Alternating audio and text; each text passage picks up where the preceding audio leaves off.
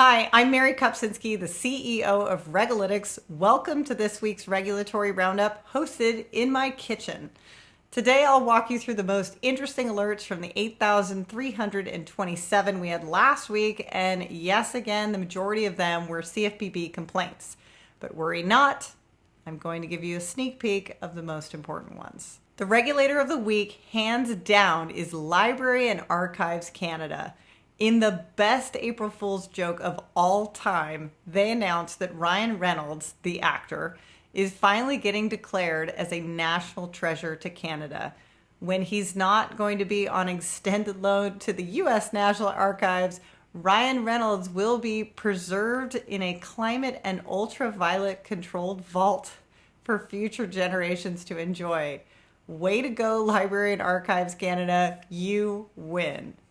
The topic of the week was climate, beginning with California, which is getting pretty worried about the low snowpack levels this year, and it's not only because of the bad skiing.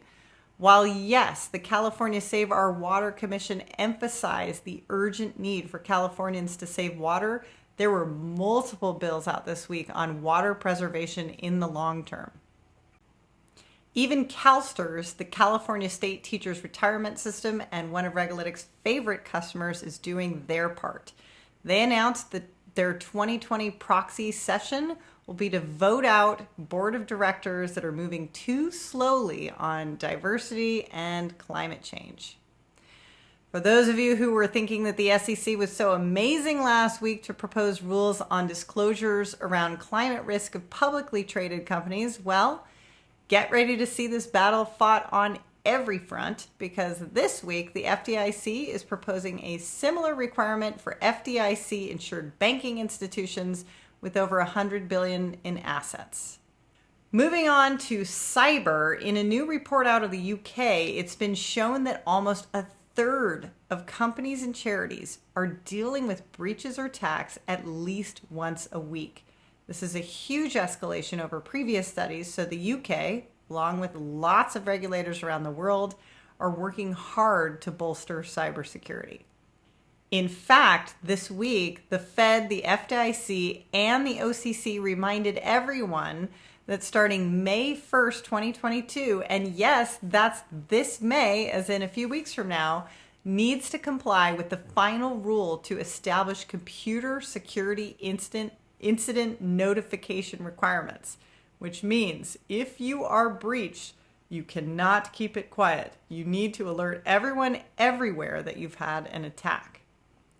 Moving on to Russian sanctions, I saw the first major enforcement actions by OFAC for violations of the recent sanction rules. The S&P has agreed to settle its violation for mistakes that were actually in 2014 to 2016.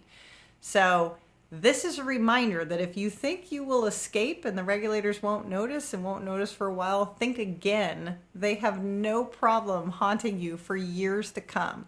So if you are currently doing any business with any Russian entity, stop right now.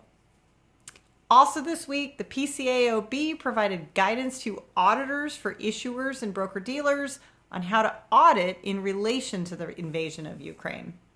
Speaking of audits, the SEC announced its 2022 exam priorities, which includes ESG, IT security and operational resilience, emerging tech, and of course, crypto. Also big news this week, the SEC proposed rules to enhance disclosures in relation to SPACs. One item worth noting is that 2021 IPOs with SPACs were a 15-fold increase from 2018. So get ready, because the frenzy is not going to last forever.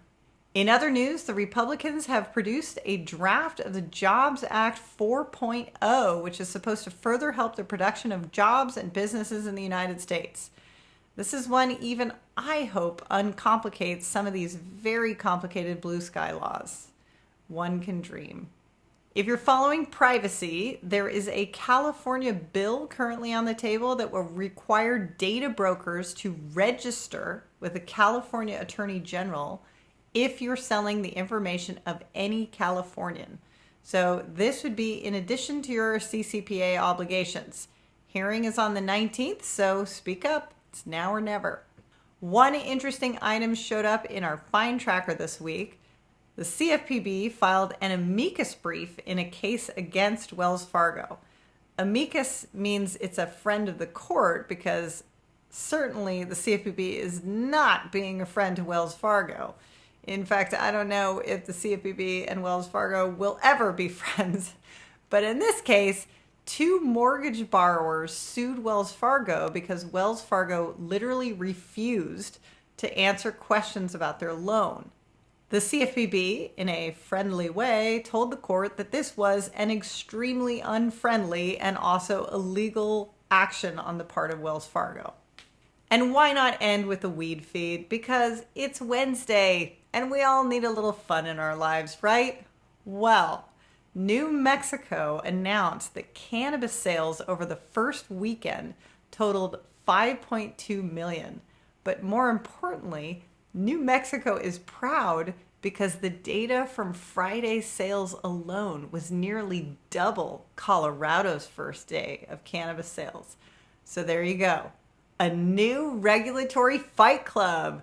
We have South Dakota versus Idaho trying to be the least regulated, and now Mexico and Colorado in the battle of who smokes more weed.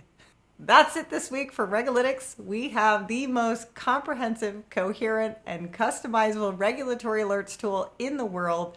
Come and see how company after company is transforming their compliance with this kind of transparency. See you next Wednesday.